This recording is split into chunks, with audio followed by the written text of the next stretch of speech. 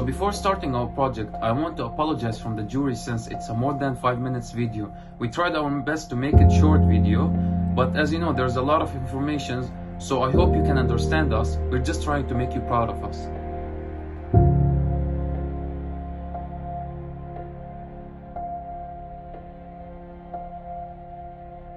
Honorable jury and colleagues, today Mukhlis and I will be presenting our project, which is about cymatics but using Chladin plate.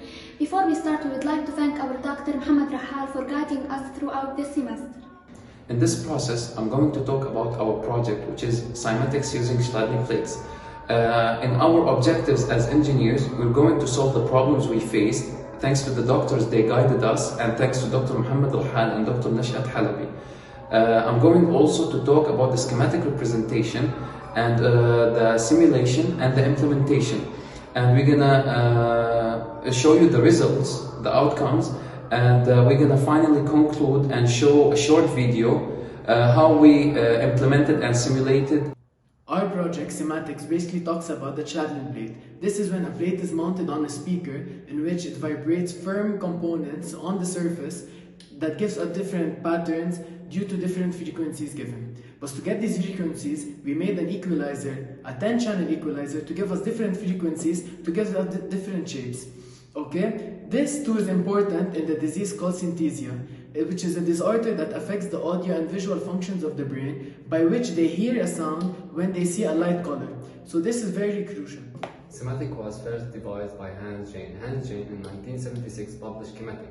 Jane put fields, dust, and sands on a metallic plate connected to an isolator which gives varying spectrum of frequency.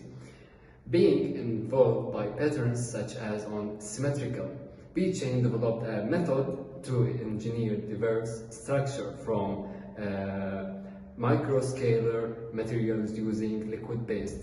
Now we're going to talk about the materials needed: resistors, capacitors, audio amplifier, speaker with one input, battery, TL074 IC with multiple op-amps, potentiometer which is used to change the frequencies, IC regulator, transformer, power supply, bridge rectifier which is made up of 4 diodes mainly, PCB and printed PCB.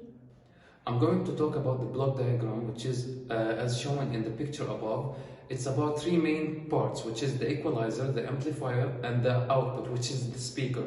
Those 3 parts are all connected to a power supply, and the output, which is the speaker, is connected to a plate. In this part, we will discuss the project schematic, by which we divided it into 3 parts. The first part is illustrated by the power supply, which is made up of AC power transformer, regulators, rectifier bridge, which is made up of 4 diodes, capacitors, and which was easy to be done handmade. So we soldered it on a prototype PCB. The second part is about the equalizer, which is one of the most complicated parts of the project. So we printed it on a PCB at an electronic shop, which contains most importantly the resistors and capacitors of each channel.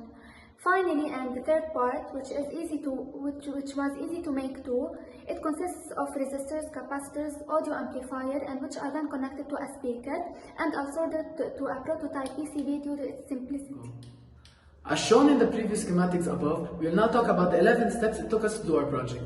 The first step was to do the power supply. When we did the power supply, we put the PCB, which converts the electricity in the power supply, and it had a battery. This was all encaged in a box that gave us 5 outputs. After this, we did the equalizer. This had a certain PCB in which you had to print it due to its complexity, and this was to put in a separate box. In this separate box too, there was the PCB of the amplifier. It was quite simple, in which we did it by ourselves in a prototype PCB. These all were put in the same box without the power supply, in which it was connected to a speaker. We also had the potentiometers put outside the box, in which we can do, with various frequencies, change it to be obvious on the plate. Since we've done the equalizer part, we'll now talk about the Chladin part. In the Chladin part, first of all, we took a sheet of metal. This sheet of metal was embedded on a semi-circle styrofoam, in which was connected using a screw. This was glued on a speaker, so it will be sturdy and will cause vibration on the plates. Whenever these plates vibrate due to different frequencies, the pattern of the frequencies will change. It was embedded on the speaker using a glue gun. On the schematic results as shown in the picture, this is the physical appearance, so please stay with us to see the video later on and see the results in reality. In a nutshell, creating a specific pattern of sand in a plate due to exciting this plate to different value of frequency. So this is the basic idea of our project. So by our project, we suggested a way to help the people that are affected by sight. Before letting Jinan explain about our project, I'm going to talk about the equalizer. In an equalizer, each of these parts are called bandpass filter. Each one has a specific value of R and C. By choosing the correct value, it will give a cutoff frequency. So for an example, if you bring a 32 Hertz, it will cut off and remove all the frequencies except 32 Hertz.